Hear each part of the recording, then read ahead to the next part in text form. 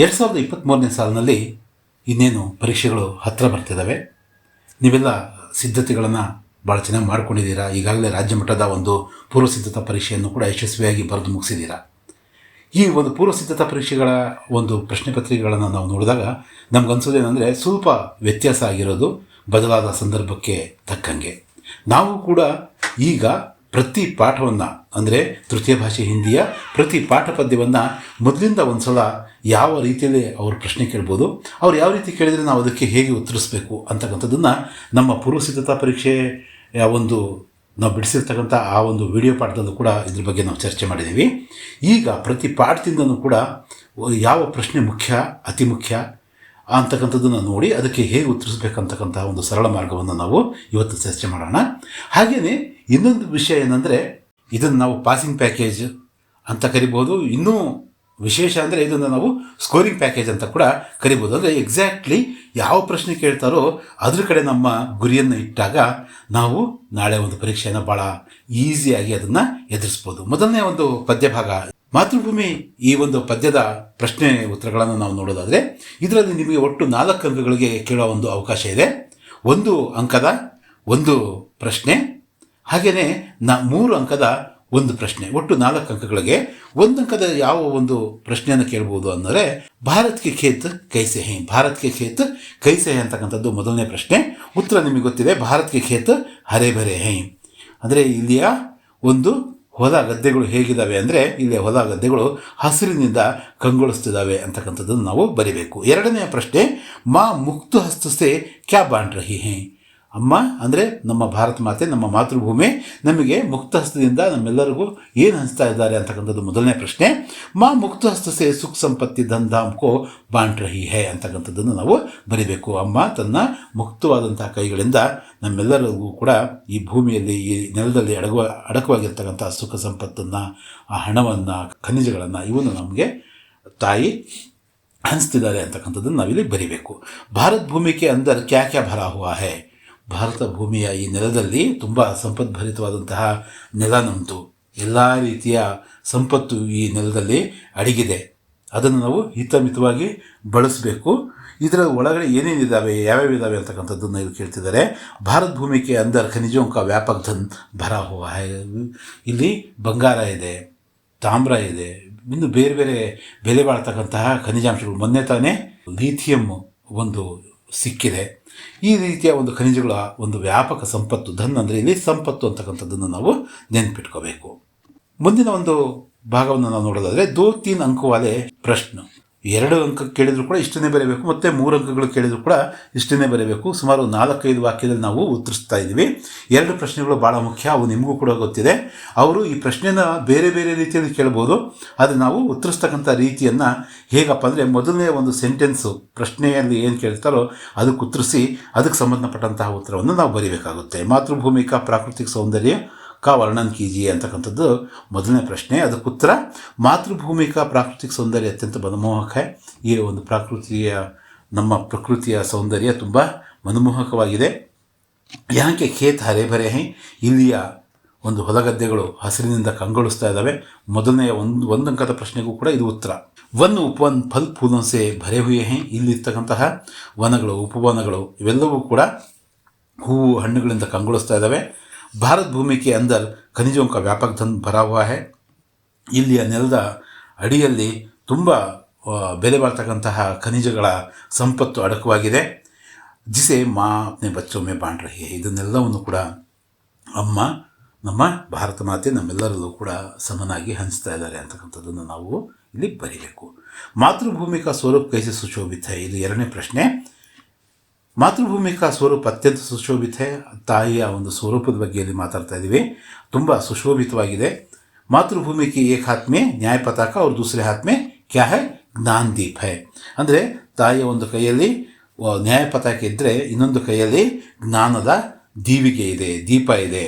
ನ್ಯಾಯ ಪತಾಕ ನ್ಯಾಯ ಕಾ ಪ್ರತೀಕ ಹೈ ಅವರು ಜ್ಞಾನ ದೀಪ ಜ್ಞಾನ ಕಾ ಪ್ರತೀಕ ಹೈ. ಇದು ನ್ಯಾಯ ಪತಾಕೆ ನ್ಯಾಯಕ್ಕೆ, ಹಾಗೆಯೇ ಜ್ಞಾನದ ದೀಪ ಇದು ಜ್ಯೋತಿ, ಜ್ಞಾನದ ಜ್ಯೋತಿಯನ್ನು ಬೆಳಗ್ತಕ್ಕಂತಹ ಅದಕ್ಕೆ ಜ್ಞಾನಕ್ಕೆ ಒಂದು ಪ್ರತಿಮೆ ಥರ ನಾವು ಅದನ್ನು ಬಳಸ್ಕೋಬಹುದು.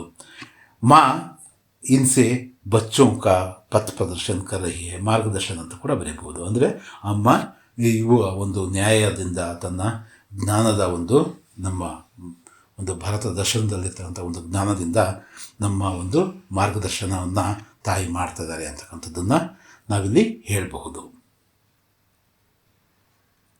ಈಗ ನೆಕ್ಸ್ಟ್ ಪೊಯಮ್ನ ನಾವು ನೋಡೋದಾದರೆ ಯಾವುದು, ಅಭಿನವ ಮನುಷ್ಯ. ಇದರಲ್ಲಿ ಅವರು ಯಾವುದೇ ಒಂದು ಪ್ರಶ್ನೆ ಕೇಳಿದ್ರು ಕೂಡ ಇಲ್ಲಿ ಮೂಲ ಏನಿದೆ ಈ ಪದ್ಯದಲ್ಲಿ, ಕವಿ ರಾಮಧಾರಿ ಸಿಂಗ್ ಅವರು ಏನು ಹೇಳೋದು ಹೊರಟಿದ್ದಾರೆ ಅಂತಕ್ಕಂಥದ್ದನ್ನು ಏನಂತಾರೆ, ಮೂಲ ತತ್ವ ಅಂತ ಏನಿರುತ್ತೋ ಪದ್ಯದ ಒಂದು ಮೂಲ ಸಾರಾಂಶವನ್ನು ನಾವು ಕಂಡ್ಕೋಬೇಕು, ಸಾರವನ್ನು ಕಂಡ್ಕೋಬೇಕು. ಅದನ್ನೇ ಅವರು ಪ್ರಶ್ನೆ ಕೇಳ್ತಕ್ಕಂಥದ್ದು. ಪ್ರಶ್ನೆಯ ಬಗೆ ಬೇರೆ ಬೇರೆ ಇರ್ಬೋದು, ಭಿನ್ನ ಭಿನ್ನ ಇರ್ಬೋದು, ಬಟ್ ನಾವು ಉತ್ತರಿಸ್ತಕ್ಕಂಥದ್ದು ಹೀಗೆ ಇರುತ್ತೆ. ಇದನ್ನೊಂದು ಸಲ ನೋಡ್ಕೊಳ್ರಿ. ಮಾನವೀಯತಾ ಹಿ ಮಾನವ ಕಿ ಸಹಿ ಪಹಚಾನ್ ಹೈ, ಅಂದರೆ ಮನುಷ್ಯತ್ವನೇ ನಮ್ಮ ಒಂದು ನಾವು ಕಂಡುಕೊಳ್ತಕ್ಕಂತಹ ಒಂದು ನಿಜವಾದಂತಹ ನಮ್ಮ ಐಡಿ ಅಂದರೆ ಅದೇ ನಮ್ಮ ಐಡೆಂಟಿಫಿಕೇಷನ್, ಅಂದರೆ ನಮ್ಮಲ್ಲಿರ್ತಕ್ಕಂತಹ ಮನುಷ್ಯತ್ವನೇ ಅಂತಕ್ಕಂಥದ್ದು ಕವಿಯ ಮೇನ್ ಥೀಮ್ ಈ ಪದ್ಯದಲ್ಲಿ. ಇಲ್ಲಿ ನಾವು ಇದನ್ನು ಬರೆಯೋಣಂತೆ. ಮಾನವೀಯತಾ ಹಿ ಮಾನವ ಕಿ ಸಹಿ ಪಹಚಾನ್ ಹೈ, ಮನುಷ್ಯತ್ವನೇ ನಮ್ಮ ಒಂದು ಗುರುತು. ನಮ್ಮ ಮನುಷ್ಯರು ಅಂತಕ್ಕಂಥದ್ದೇ ಒಂದು ದೊಡ್ಡ ಪ್ಲಸ್ ಪಾಯಿಂಟು. ಈ ಜಾತಿ, ಧರ್ಮ, ಭಾಷೆ ಇವೆಲ್ಲವೂ ಕೂಡ ಸೆಕೆಂಡ್ರಿ ದಿನಕರ್ಜಿಯವರ ಪ್ರಕಾರ. ಕವಿ ದಿನಕರ್ಜಿಗೆ ಅನುಸಾರ ಬುದ್ಧಿ ಎವಂ ತರ್ಕ ಸೇ ಭಿ ಮಾನವೀಯತಾ ಕೋ ಹಿ ಹಮಾರಿ ಪಹಚಾನ್ ಬನಾನಾ ಚಾಹಿಯೇ. ನಾನು ಮನುಷ್ಯತ್ವ ನನ್ನ ಗುರುತು ಅಂತಕ್ಕಂಥದ್ದು ನಮ್ಮ ಹೆಗ್ಗಳಿಕೆ ಆಗಿರಬೇಕು. ನಮ್ಮಲ್ಲಿರ್ತಕ್ಕಂಥ ಬುದ್ಧಿವಂತಿಕೆನೋ ತಾರ್ಕಿಕವಾದಂಥದ್ದು ಮತ್ತು ಬೇರೆ ಯಾವುದೋ ಒಂದು ಸಂಪತ್ತು ಇಲ್ಲಿ ಮುಖ್ಯ ಅಲ್ಲ. ನಾವು ಮಹಾನ್ ಆಗಬೇಕಂದ್ರೆ ನಾವು ಮನುಷ್ಯರು ಅಂತಕ್ಕಂಥದ್ದೇ ದೊಡ್ಡ ವಿಷಯ ಅಂತಕ್ಕಂಥದ್ದು ಕವಿಗಳ ಒಂದು ಮಾತು. ಕವಿ ಕಹತೆ हैं कि मनुष्य ने प्रकृति के हर तत्व पर विजय प्राप्त कर ली है, फिर भी यह विजय नहीं है. ಕವಿಯ ಒಂದು ಪ್ರಕಾರ, ದಿನಕರ್ಜಿ ಅವರ ಪ್ರಕಾರ, ನಾವು ಬೇರೆ ಬೇರೆ ಯಂತ್ರಗಳನ್ನು ಕಂಡುಹಿಡ್ಕೊಂಡು ಬೇರೆ ಬೇರೆ ಒಂದು ಸಂಶೋಧನೆಗಳನ್ನು ಮಾಡಿ ಈ ಪ್ರಕೃತಿಯನ್ನು, ಅಂದರೆ ನಾವು ನೀರು ನಿಲ್ಲಿಸ್ತಾ ಇದ್ದೀವಿ, ಬೇಸಿಗೆಯಲ್ಲಿ ನಾವು ತಣ್ಣಗಿರೋದಕ್ಕೆ ಒಂದು ಮಾರ್ಗೋಪಾಯಗಳನ್ನು ಕಂಡುಕೊಂಡಿದ್ದೀವಿ. ಆದರೂ ಕೂಡ ಇವು ಅಲ್ಲ ಮನುಷ್ಯನಿಗೆ ಬೇಕಾದಂತಹ ನಿಜವಾದ ಒಂದು ಕಂಡುಕೊಳ್ತಕ್ಕಂತಹ ನಿಜವಾದ ಗೆಲುವು ಇದಲ್ಲ. ನಿಜವಾದ ಗೆಲುವು ಯಾವುದು ಅಂತಕ್ಕಂಥದ್ದು ಅವ್ರು ಹೇಳ್ತಾರೆ ಅಂದರೆ, ಸಚ್ಚೆ ಅರ್ಥಮೇ ಮನುಷ್ಯ ಹೃದಯ ಪರ್ ಜೀತ್ನ ಹಿ ವಿಜಯ ಹೇ. ಮನುಷ್ಯನ ಮನಸ್ಸನ್ನು ಗೆಲ್ತಕ್ಕಂಥದ್ದೇ ನಿಜವಾದ ಗೆಲುವು ಅಂತಕ್ಕಂಥದ್ದು ಕವಿ ದಿನಕರ್ಜಿಯವರ ಮಾತು. ಮಾನವಕ್ಕೆ ಬೀಚ್ ಜೋ ರುಕಾವಟೆ ಹೇ ಉನಿ ಮಿಟಾನ ಹೇ. ನಾವು ಗೆಲ್ಲಬೇಕಪ್ಪ ಅಂದರೆ ನಮ್ಮ ಮಧ್ಯದಲ್ಲಿರ್ತಕ್ಕಂತಹ ಆ ದೂರಗಳನ್ನು ಕಡಿಮೆ ಮಾಡಬೇಕು, ಗೋಡೆಯನ್ನು ನಾವು ತೆಗೆದು ಹಾಕಬೇಕು, ಆ ಎಲ್ಲೆಗಳನ್ನು ನಾವು ಮೀರಬೇಕು. ಮನುಷ್ಯರು ನಿಜವಾದ ಮನುಷ್ಯರಾಗಿ ನಮ್ಮ ಜೊತೆಲಿ ಇರ್ತಕ್ಕಂಥ ಇನ್ನೊಬ್ಬ ಮನುಷ್ಯನ ಜೊತೆ ಸೇರಿ ನಾವು ದೇಶ ಕಟ್ಟಬೇಕು. ಈ ಥರದ ಮಾತು ನಮ್ಮ ಕವಿಗಳಾದಂತಹ ಶ್ರೀ ರಾಮಧಾರಿ ಸಿಂಗ್ ದಿನಕರ್ಜಿ ಅವರದು.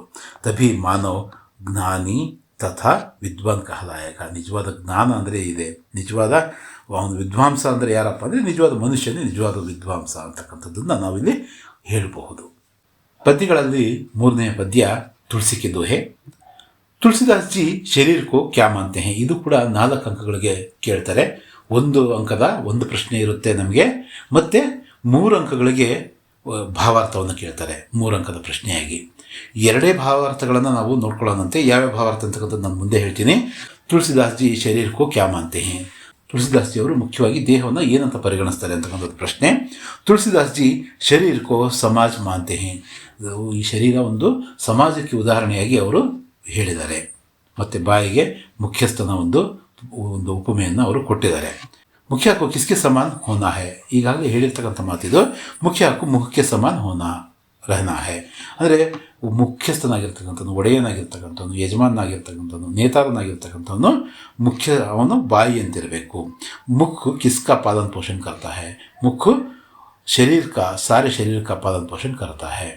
ಅಂದರೆ ಬಾಯಿ ಯಾವುದರ ಪೋಷಣೆ ಮಾಡುತ್ತದೆ, ಅದು ಜಗದು ನಮಗೆ ಊಟವನ್ನು, ಇಡೀ ದೇಹದ ಎಲ್ಲ ಒಂದು ಪೋಷಕಾಂಶಗಳನ್ನು ದೇಹದ ಎಲ್ಲ ಭಾಗಗಳಿಗೂ ಕೂಡ, ಅಂಗಾಂಗಗಳಿಗೂ ಕೂಡ ರವಾನಿಸುತ್ತೆ. ಅದನ್ನು ನಾವಿಲ್ಲಿ ಬರೆದಿದ್ದೀವಿ. ತುಳಸಿದಾಸ್ ಕಿಸ್ ಶಾಖೆಯ ಪಂಥಕ್ಕೆ ಕವಿ ಹೇ. ನಮಗೆ ಗೊತ್ತಿದೆ ತುಳಸಿದಾಸರು ರಾಮ್ ಭಕ್ತಿ ಶಾಖೆಯ ಅಗ್ರಗಣ್ಯ ಕವಿಗಳು, ಹಿಂದಿ ಸಾಹಿತ್ಯದ ನಂಬರ್ 1 ಕವಿಗಳಂತ ತುಳಸಿದಾಸ್ ಜಿ ಅವ್ರನ್ನೇ ಪರಿಗಣಿಸೋದು. ಇದನ್ನು ಇಲ್ಲಿ ಬರೀಬೇಕು. ತುಳಸಿದಾಸ್ ಜಿ ರಾಮ್ ಭಕ್ತಿ ಶಾಖೆಯ ಪಂಥಕ್ಕೆ ಕವಿ ಹೈ. ರಾಮ್ ಭಕ್ತಿ ಶಾಖ ಅನ್ಬೋದು ಅಥವಾ ಪಂಥ್ ಅನ್ಬೋದು, ಅದರ ಕವಿಗಳವರು. ತುಳಸಿದಾಸ್ಗೆ ಮಾತಾ ಪಿತಾ ಕಾ ನಾಮ್ ಕ್ಯಾ ಹೈ. ತುಳಸಿದಾಸ್ ಜಿ ಕೆ ಮಾತಾ ಪಿತಾ ಕಾ ನಾಮ್ ಹುಲ್ಸಿ ಅವರು ಆತ್ಮಾರಾಮ್. ಹುಲ್ಸಿ ಮತ್ತು ಆತ್ಮಾರಾಮ್ ಅವರ ತಾಯಿ ಮತ್ತು ತಂದೆ ಹೆಸರು, ಅದನ್ನು ನಾವು ಇಲ್ಲಿ ಬರ್ತಿದ್ದೀವಿ. ತುಳಸಿದಾಸ್ ಜಿ ಕಾ ಬಚ್ಪನ್ ಕಾ ನಾಮ್ ಕ್ಯಾ ಥಾ, ಅವರ ಬಾಲ್ಯದ ಹೆಸರೇನು? ಕವಿ ಪರಿಚಯದಿಂದ ಹೇಳಿರ್ತಕ್ಕಂಥ ಪ್ರಶ್ನೆಗಳಿವು. ತುಳಸಿದಾಸ್ ಜಿ ಕಾ ಬಚ್ಪನ್ ಕಾ ನಾಮ್ ರಾಮ್ ಬೋಲಾ, ಹುಟ್ಟಿದ ತಕ್ಷಣವೇ ರಾಮನ ಹೆಸರನ್ನು ತಗೊಂಡಿದ್ರಂತೆ ತುಳಸಿದಾಸರು. ಹಾಗಾಗಿ ಅವ್ರಿಗೆ ಹೆಸರು ರಾಮ್ ಬೋಲಾ ಅಂತ ಬಿತ್ತು ಅಂತ ಹೇಳ್ತಾರೆ. ರಾಮ್ ಬೋಲಾ ಅವರ ಬಾಲ್ಯದ ಹೆಸರು. ದಯಾ ಕಿಸ್ಕಾ ಮೂಲ್ ಹೈ, ತುಂಬ ಸರಳವಾದ ಪ್ರಶ್ನೆಯನ್ನು ಕೇಳಬೇಕು ಬ್ಲೂ ಪ್ರಿಂಟ್ ಪ್ರಕಾರ ಅಂದರೆ ಈ ಪ್ರಶ್ನೆಗಳನ್ನು ಕೇಳ್ಬೋದು. ದಯಾ ಧರ್ಮ ಕಾ ಮೂಲ್ ಹೈ, ಪಾಪ್ ಕಾ ಮೂಲ್ ಕ್ಯಾ ಹೈ ಅಂದರೆ ಪಾಪ್ ಕಾ ಮೂಲ್ ಅಭಿಮಾನ ಹೈ ಅಂತಕ್ಕಂಥದ್ದನ್ನು ನಾವಿಲ್ಲಿ ಬರಿಬೋದು.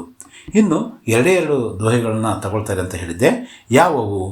ಒಂದು ಮೊದಲನೆಯ ಒಂದು ದೋಹ, ಮತ್ತು 5ನೇ ದೋಹ ಕೂಡ ಮುಖ್ಯವಾದಂಥದ್ದೇ. ಆದರೆ ಮೊನ್ನೆ ನಿಮ್ಮ ಸ್ಟೇಟ್ ಲೆವೆಲ್ ಪ್ರಿಪ್ರೇಟರಿಯಲ್ಲಿ ಆ ಪ್ರಶ್ನೆಯನ್ನು ಕೇಳಿದ್ದಾರೆ. ಹಾಗಾಗಿ 1ನೆಯ ಮತ್ತು 3ನೆಯ ಮುಖ್ಯ ಮುಕ್ಸೋನ್ ಚಾಹಿಯೆ ಮತ್ತು ದಯಾಧರ್ಮ ಕಾ ಮೂಲ್ ಹೈ, ಈಗ ಪ್ರಶ್ನೆ ಉತ್ತರಗಳಲ್ಲೂ ಕೂಡ ನಾವು ಒಂದೇ ಚರ್ಚೆ ಮಾಡಿದ್ವಿ. ಮತ್ತೊಂದು ಸಲ ಆ ಒಂದು ದೋಹೆಯನ್ನು ನೋಡ್ಕೊಡ್ರಿ. ಮುಖ್ಯ ಮುಕ್ಸೋನ್ ಚಾಹಿಯೆ ಖಾನ್ ಪಾನ್ ಕೋ ಏಕ್, ಪಾಲೆ ಪೋಸೆ ಸಕಲ್ ಅಂಗ ತುಳಸಿ ಸಹಿತ ವಿವೇಕ್. ಏನು ಈ ಒಂದು ಮೊದಲನೇ ಏನೇನಿದೆಯೋ, इस दोहे को श्री तुलसीदास जी से कृत तुलसी के दोहे से लिया गया है. प्रस्तुत दोहे में श्री तुलसीदास जी कह रहे हैं कि ಇಲ್ಲಿವರೆಗೂ ಏನಿದೆಯೋ ಅದು ಯಾವ ದೋಹೆ ಕೇಳಿದ್ರು ಕೂಡ ಇದನ್ನು ನಾವು ಬರಿಬೇಕು. ಮುಂದಕ್ಕೇನು ಬರಿಬೇಕು? ಮುಖ್ಯ ಮುಖ್ಯಕ್ಕೆ ಸಮಾನ್ ಹೋನಾ ಚಾಹಿಯೆ, ಮುಖ್ಯಸ್ಥನಾಗಿರ್ತಕ್ಕಂಥದ್ದು ಮುಖದ ರೀತಿಯಲ್ಲಿ ಕೆಲಸವನ್ನು ನಿರ್ವಹಣೆ ಮಾಡಬೇಕು. जैसे मुख खुद अपना कार्य करके शरीर के सारे अंगों का पालन पोषण करता है, वैसे ही मुखिया के काम का फल सबको मिलना चाहिए.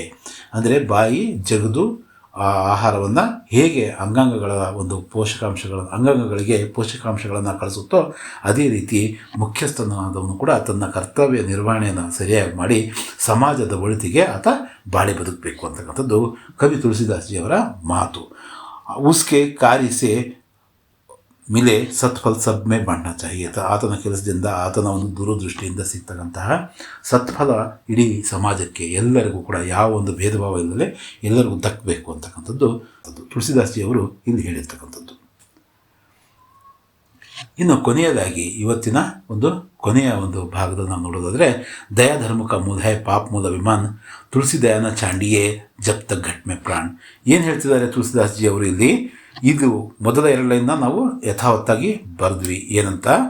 इस दोहे को श्री तुलसीदास जी से कृत तुलसी के दोहे से लिया गया है. प्रस्तुत दोहे में श्री तुलसीदास जी कह रहे हैं कि ಅಂತ ಬರೆದ ಮೇಲೆ ದಯಾ ಧರ್ಮ ಕಾ ಮೂಲ ಹೈ, इसके विपरीत अहंकार समस्त पापों का जड़ है. ಅಂದರೆ ದಯೆ ಧರ್ಮದ ಮೂಲವಯ್ಯ. ನಮ್ಮ ಬಸವಣ್ಣರು ಹೇಳಿದ್ದಾರೆ, ಬುದ್ಧ ಹೇಳಿರ್ತಕ್ಕಂಥ ಮಾತು ಅದೇ, ತುಳಸಿದಾಸ್ ಜಿನೂ ಕೂಡ ಅದೇ ಮಾತು ಹೇಳ್ತಿದ್ದಾರೆ. ಮತ್ತು ನಮ್ಮ ಅಹಂಕಾರ, ನಾನು ಅಂತಕ್ಕಂಥ ಮುಖ್ಯ ಅಂತ ಅಂದ್ಕೊಂಡು ಸ್ವಾರ್ಥಕ್ಕೆ ಬದುಕೋದು ಏನೋ ಅದು ಎಲ್ಲ ಪಾಪಗಳಿಗೂ ಕೂಡ, ಎಲ್ಲ ಒಂದು ಕೆಟ್ಟತನಗಳಿಗೂ ಮೂಲ. ಹಾಗೆಯೇ ಮನುಷ್ಯ को दया कभी नहीं छोड़ना चाहिए, अर्थात अंत तक दयालु बनकर रहना चाहिए. ಮುಂದೆ ತುಳಸಿ ದಯಾನ ಚಾಂಡಿಯೇ ಜಬ್ ತಕ್ ಘಟ್ ಮೇ ಪ್ರಾಣ್ ಅಂತಕ್ಕಂಥದ್ದಲ್ಲಿ ಏನು ಹೇಳ್ತಿದ್ದಾರೆ ಅಂದರೆ, ನಾವು ದಯೆಯನ್ನು, ಈ ಥರ ಧರ್ಮದ ಮೂಲವಾಗಿರ್ತಕ್ಕಂಥ ದಯೆಯನ್ನು ನಾವು ಜೀವನ ಪರ್ಯಂತ ನಾವೇನು ಮಾಡಬೇಕು? ಪಾಲಿಸಬೇಕು. ಇವತ್ತು ಯಾವುದೋ ಒಂದು ಒಳ್ಳೆಯ ಕಾರ್ಯ ದೇಗುಲಕ್ಕೆ ಹೋಗಿದ್ದೀವಿ ಅಂತ ಹೇಳ್ಬಿಟ್ಟು ಅಲ್ಲಿ ನಾವು ದಯೆ ಧರ್ಮ ಕರುಣೆಯನ್ನು ಇಟ್ಕೊಳ್ಳೋದು ಅಷ್ಟೇ ಅಲ್ಲ, ಪ್ರತಿ ಕಾರ್ಯದಲ್ಲೂ ಕೂಡ ಅದು ಕಾಣಿಸ್ಬೇಕು, ಅದನ್ನು ನಾವು ಪಾಲಿಸಬೇಕು ಅಂತಕ್ಕಂಥದ್ದು ಕವಿ ತುಳಸಿದಾಸ್ ಜಿ ಅವರು ಹೇಳಿರ್ತಕ್ಕಂತಹ ಮಾತು. ಮುಂದಿನ ಒಂದು ವಿಡಿಯೋ ಪಾಠದಲ್ಲಿ ಉಳಿದಿರ್ತಕ್ಕಂತಹ ಪದ್ಯಗಳು ಏನಿದಾವೋ ಅದರಲ್ಲಿ ಬರ್ತಕ್ಕಂಥ ಮುಖ್ಯವಾದ ಪ್ರಶ್ನೆ ಉತ್ತರಗಳನ್ನು ಚರ್ಚೆ ಮಾಡೋಣ. ಸಮಯಕ್ಕೆ ಪಹಚಾನಲ್ಲಿ ನಿಬಂಧಿಗೆ ಸಂಬಂಧಪಟ್ಟಂತಹ ಪ್ರಶ್ನೆಗಳನ್ನು ಕೇಳೋ ಒಂದು ಅವಕಾಶವೂ ಇದೆ. ಹಾಗಾಗಿ ಅದು ಭಾಳ ಮುಖ್ಯ ಈ ವರ್ಷದಲ್ಲಿ. ಹಾಗೆಯೇ ಇಡೀ ನಿಮ್ಮ ಒಂದು ಸಿಲೆಬಸ್ನಲ್ಲಿರ್ತಕ್ಕಂಥ ಪ್ರತಿ ಪ್ರಶ್ನೆಯನ್ನು ಕೂಡ ನಾವು ಕವರ್ ಮಾಡುವಂಥ ಒಂದು ಪ್ರಯತ್ನ ಮಾಡೋಣ. ನಮ್ಮ ಚಾನೆಲ್ನಲ್ಲಿ ವ್ಯಾಕರಣಕ್ಕೆ ಸಂಬಂಧಪಟ್ಟಂತಹ ಮತ್ತು ಈ ಹಿಂದಿನ ಒಂದಷ್ಟು ಮಾದರಿ ಪ್ರಶ್ನೆ ಪತ್ರಿಕೆಗಳನ್ನು ಉತ್ತರಿಸ್ತಕ್ಕಂತಹ ವಿಡಿಯೋ ಪಾಠಗಳಿದ್ದಾವೆ. ಅದರ ಲಿಂಕ್ ಕೂಡ ನೀವು ಡಿಸ್ಕ್ರಿಪ್ಷನ್ ಬಾಕ್ಸಲ್ಲಿ ನೀವು ಕಾಣ್ಬೋದು. ನೀವು ಅವನ್ನ ಫಾಲೋ ಮಾಡಿರಿ. ಮುಖ್ಯವಾಗಿ ಈ ವರ್ಷದ ಸ್ಟೇಟ್ ಲೆವೆಲ್ನ ಒಂದು ಪ್ರಿಪ್ರೇಟರಿ ಏನಿದೆಯೋ ಅಲ್ಲಿ ಕೂಡ ಎಲ್ಲ ಪ್ರಶ್ನೆಗಳು ಕೂಡ ಉತ್ತರಿಸಲಾಗಿದೆ, ವಿವರಿಸಲಾಗಿದೆ. ಅದನ್ನು ಕೂಡ ನೀವು ತಪ್ಪದೆ ನೋಡಿ. ಇಲ್ಲಿ ಈ ಲಿಂಕನ್ನು ನೀವು ಒತ್ತಿ ನೀವೇನು ಮಾಡಬೇಕು?